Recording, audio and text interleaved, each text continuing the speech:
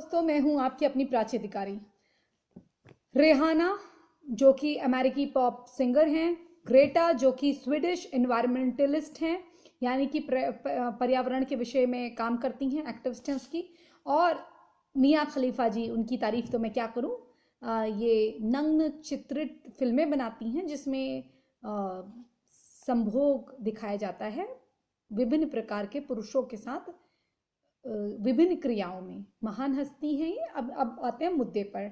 मैं एक और वीडियो बनाऊंगी जिसे मैं अंग्रेजी में बनाने की कोशिश करूंगी ताकि इन जो बिके हुए लोग हैं इन पे जरा मैसेज चले जाए। मैं बात करती हूँ पहले रेहाना की। रेहाना आपने क्या कंट्रीब्यूशन दिया है इस सोसाइटी को, मैं बताती हूँ आपने क्या कंट्रीब्यूशन दिया है। आपने सेक्स, ड्रग्स, इन विषयों पे महान गाने बना के और स्टेज में नग्न डांस करके, विदाउट कपड़ों के डांस करके, अपना पिछवाड़े को दूसरों के मुंह पे लगा के उनको फोटो क्लिक करने का मौका दिया। ये आपने महान कार्य करा। आप मिलिट्री की कैडेट रह चुकी हैं। और मैं आपको बताती हूँ, जब आप मिलिट्री की कैडेट समझते हैं, हाई स्कूल ग्रेजुएट बोलते हैं, तो ये ग्रेजुएट हमारे वाला ग्रेजुएट नहीं होता। High school graduation, high school को इनके वहाँ ग्रेजुएशन बोलते हैं। और प्लस वहाँ पर मिलिट्री कैडेट होने का मतलब कोई बहुत बड़ी चीज़ नहीं होती, क्योंकि एक मेरे मित्र थे, उन्होंने अपनी गर्लफ्रेंड के आशिक को मार दिया था, जिसको दोबारा डेट कर रही थी इनको छोड़कर। तो उसको जब अधमरा कर दिया तो इनको ऑप्शंस दिए गए कि आप या तो मिलिट्री ज्वाइन करिए या फिर आप जेल में जाइए, जुवेनाइल जेल में। तो आप समझ सकते हैं वहाँ जुवेनाइल का कंसेप्ट अलग है। अगर आपने बहुत ज़्यादा वैसा अपराध करा है कि कोई मर सकता है तो आपको लीथल के इंजेक्शंस भी लग सकते हैं। तो मैं अमेरिकन रूल के हिसाब से बता रही हूँ, क्योंकि आप जब मिलिट्री पढ़ेंगे रेहाना के, उसमें तो आपको लगेगा मिलिट्री है। अगर मैं इसके बारे में नहीं जानती तो मैं भी नहीं बोल पाती शायद। उसके बाद रेहाना ने बहुत लोगों के साथ डेट करा। अभी रिसेंटली 3 साल का इनका रिश्ता टूटा है। किससे? हसन जमील से। हसन जमील कौन है? पाकिस्तानी मूल के आदमी हैं और इनसे इनका रिश्ता था 3 साल। तो आज जाहिर सी बात है, like I said, once a jihadi always अ जिहादी। अब उसमें जब आ जाते हैं तो थोड़ी बहुत असर आता ही है। फिर ये जगमीत हैं, वहाँ डेमोक्रेट के लीडर जगमीत, जो बाइडन के उसमें हैं, बाइडन की सरकार में भी हैं वो, तो उनको ये फॉलो करती हैं। पूरा एक लेफ्ट का नेक्सस चल रहा है, जो अपने कपड़े स्टेज में पैसों के लिए उतार देती है, बिना ऑन एयर भी 4 ग्लास शराब पीती है। आप देख लीजिएगा वीडियोस, 4 ग्लास ऑन एयर शराब पीती, किसी लेटमैन शो में, लेटरमैन शो था क्या था, उस शो में 4 ग्लास शराब पीती हैं, जो दिन में ड्रग्स करती है, जिसकी पीआर एजेंसीज हर कॉन्टिनेंट में अलग चलती हैं। जैसे साउथ ईस्ट एशिया में अलग चलेगी, नॉर्थ ईस्ट एशिया में अलग चलेगी, या एशिया का कोई और संभालेगा इंस्टाग्राम या वो, तो वैसे ही इनका चलता है। ट्वीट इनके जो होते हैं ये खुद के कम या पीआर एजेंसी के द्वारा ज़्यादा होते हैं, लेकिन उसका एक्सेस इनको बता के ही करा जाता है। तो ये तो इन्फ्लुएंस्ड है। दूसरी चीज़, पैसे मिले हुए हैं। अब बताइए, जिस ग्रेटा को भाषण दिया गया यूएन में बोलने के लिए, या डब्ल्यूएचओ में बोलने के लिए, यूएन में बोलने के लिए, कौन सी संस्था में था मुझे एग्जैक्टली याद नहीं है, तो वहाँ उन्होंने भाषण बोला, वो भाषण भी लिखा हुआ था, और उन्होंने चिल्ला चिल्ला के अपनी बात करी। तो ये जो लेफ्ट के जितने थे, उन्हें पता था कि आज इसको यहाँ पर बनाना है, इसको क्रिएट करना है ग्रेटा को। तो उन्होंने ग्रेटा को महान एनवायरमेंटलिस्ट कह दिया। और वही ग्रेटा जो प्लास्टिक बैन के ऊपर बात कर रही थी, दूसरे दिन उनके इतनी ज़्यादा पॉलिथीन उनके डाइनिंग टेबल में दिखी कि वो ब्रेड जो निकाल रही हैं वो भी प्लास्टिक से निकाल रही हैं, जिसमें खा रही हैं वो भी प्लास्टिक में खा रही हैं। तो ऐसे हिपोक्रेट लोगों को हीरो बनाया जाता है। आपको मलाला यूसुफ याद होगा। मलाला यूसुफ औरतों के मामले में बोलती हैं, लेकिन वो कौन सी औरतों के मामले में बोलती हैं? केवल मुस्लिम महिलाओं के। वो बलूच महिलाओं के बारे में नहीं बोलती, वे हिंदू महिलाओं के बारे में, बलात्कार के बारे में नहीं बोलती, वो क्रिश्चियन जो लोग हैं उनके बारे में नहीं बोलती, वो किसी अन्य धर्म के बारे में नहीं बोलती। केवल सुन्नी महिला होनी चाहिए, इस्लामिक होनी चाहिए, उनका दर्द उन्हें झलकता है, बाकियों का दर्द नहीं होता। ये हैं इनके बनाए हुए सोशल एक्टिविस्ट, इनके बनाए हुए मानवाधिकार कार्यकर्ता, इनके बनाए हुए लोग, जो ये वहाँ पर उनको लॉन्च करते हैं, उनको दिखाते हैं, पैराशूट से उनकी लॉन्चिंग होती है कि अब तुम वहाँ लॉन्च होना है। अभी जैसे तापसी पन्नू पंजाबी बैकग्राउंड के सरदार हैं, तो तापसी का जो है आपको सबको मालूम ही है कि वो अक्टूबर में किस टिकैत से मिली हैं, किस केजरीवाल से मिली हैं, स्किन टू स्किन क्या उनका कांटेक्ट हुआ है ये सब आपको पता ही है। तो तापसी पन्नू को भी अब ट्रेनिंग मिल रही है। तो आप सोच लीजिए कि इंटरनेशनल साजिश कितनी बड़ी है।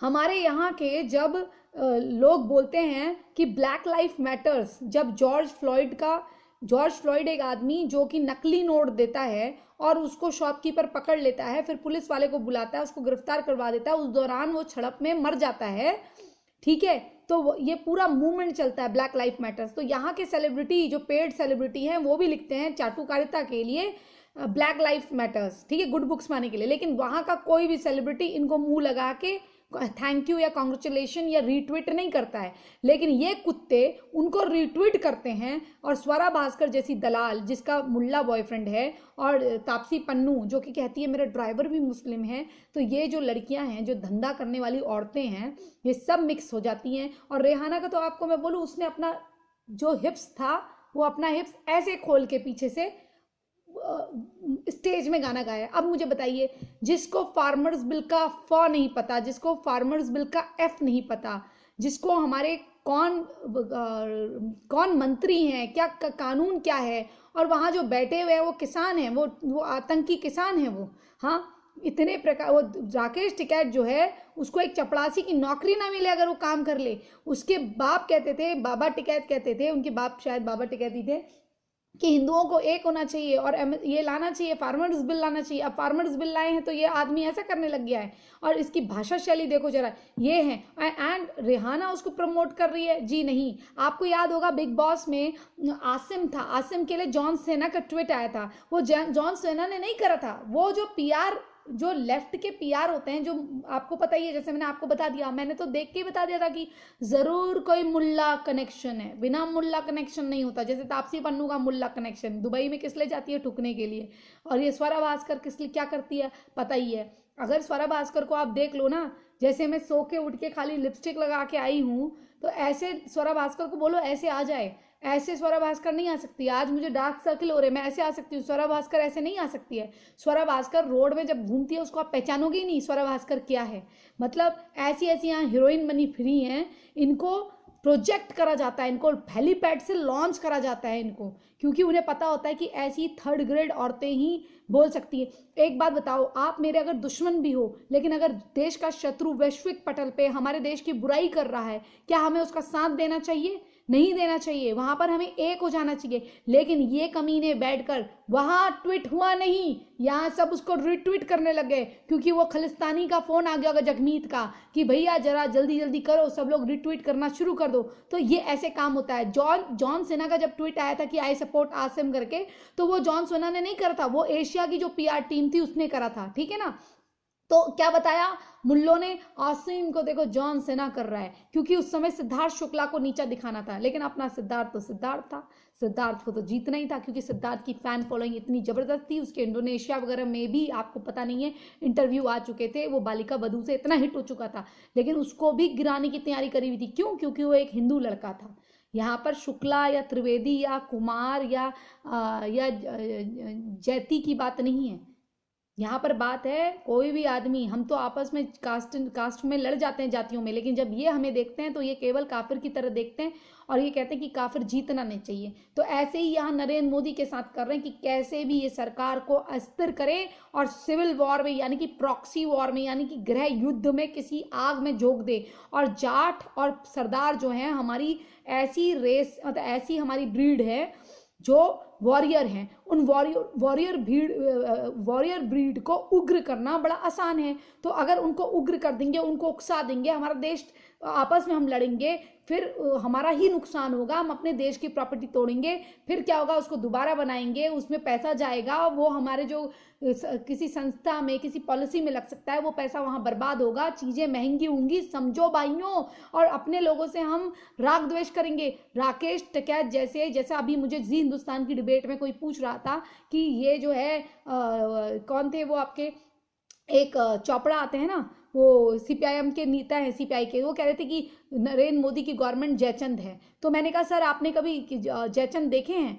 आप जरा शीशा देखिए सुबह सुबह उठ के, आपको पता चल जाएगा जयचंद क्या होते हैं। तो सब लोग हंसने लगे। मैंने बोला आपने कभी ममता बनर्जी, फारूक अब्दुल्ला ये सब देखे हैं? तो इनको देखिए पता चलेगा जयचंद क्या होते हैं। देश के खंड खंड करने की उम्मीद पाले, ऐसी अपेक्षा पाले कि देश के खंड खंड हो जाएं, और समय विपत्ति का समय आने पर, विनाश का समय आने पर जो अपने देश के, अपनी मातृभूमि के, अपने धर्म के शत्रुओं के साथ जाके मिल जाए, वो होता है जयचंद। वो अपना तो बुरा करता ही है, वो अपने देश के साथ तो गद्दारी करता ही करता है, क्योंकि उसे गद्दारी, उससे उसे कुछ नहीं लेना होता, उसे नोट से लेना होता है। ये आपको क्या लगता है घर बार छोड़ के जो बैठे हैं वहां पर ऐसे ही बैठे हैं धरने पर? एक आदमी ने अपना जीपीएस लगाया हुआ है, हाई एंड म्यूजिक सिस्टम लगाया है, वाटर प्रूफ लगा हुआ है, फार्मर्स, उसने अब 35 लाख स्पेंड करे हैं मॉडिफाइड ट्रैक्टर को करने के लिए। अब और बताइए, अब ये स्वीडिश एनवायरमेंटलिस्ट, पर्यावरण एक्टिविस्ट, ये आ जाती है, ये ग्रेटा जो रटे रटाए भाषण पढ़ती है, जिसको प्रोजेक्ट करा गया है, जिसको नॉर्वे नीदरलैंड के लोगों ने प्रोजेक्ट करा है, ये लेफ्ट के लोगों ने प्रोजेक्ट करा है, अमेरिका के ओबामा, ये ओबामा की पोस्टर गर्ल रेहाना, ये बताएगी हमको। ये जो हसन जमील की जो डेट कर चुके हैं, हसन जमील को 3 साल, ये क्या पता गुपचुप निकाह भी करा हो। तो ये लोग हैं, ये ऐसा माइंडसेट है, ये है। और फिर आती है मियाँ खलीफा, क्या बात है उनकी। अभी कुछ दिनों पहले रो रही थी ना कि मैंने गलती कर दी, मैंने ये कर दिया, फिर आ गई अपनी औकात में। Mia Khalifa, you don't you dare speak a single word about my India, you have no rights, ठीक है? पहले अपने वहां देखो। और रेहाना, पहले जो 60% तुम्हारे वहां हाई स्कूल ड्रॉप आउट बच्चे हैं उनको देखो। 13 साल की, 12 साल की लड़कियां जैसे पीरियड्स होते हैं वैसे माँ बन जाती हैं, हाई स्कूल प्रॉम्प्ट में जाके, वहाँ की पार्टियों में जाके माँ बन जाती है, प्रेग्नेंट हो जाती है। 16 साल की उम्र तक, 28 साल की उम्र तक उनका बच्चा 14 साल का हो जाता है। वो होमलेस हो जाती हैं, जॉबलेस हो जाती है। उनसे उनको उनके ऊपर आवाज उठाओ ना, आवाज उठानी है इंटरनेशनल। तो पाकिस्तान में आवाज उठाओ ना। तुम्हें अगर इतना शौक है आवाज उठाने का तो हमारे इंटरनल मैटर्स में ना पड़ो, पहले अपने एक्सटर्नल मैटर्स अपने इंटरनल मैटर्स देख लो। हमारे जो ये बाहर के एक्सटर्नल मैटर्स है और हमारे इंटरनल मैटर्स है, तुम्हारे लिए एक्सटर्नल मैटर्स है। तुम्हारी औकात क्या है? तुम हो कौन?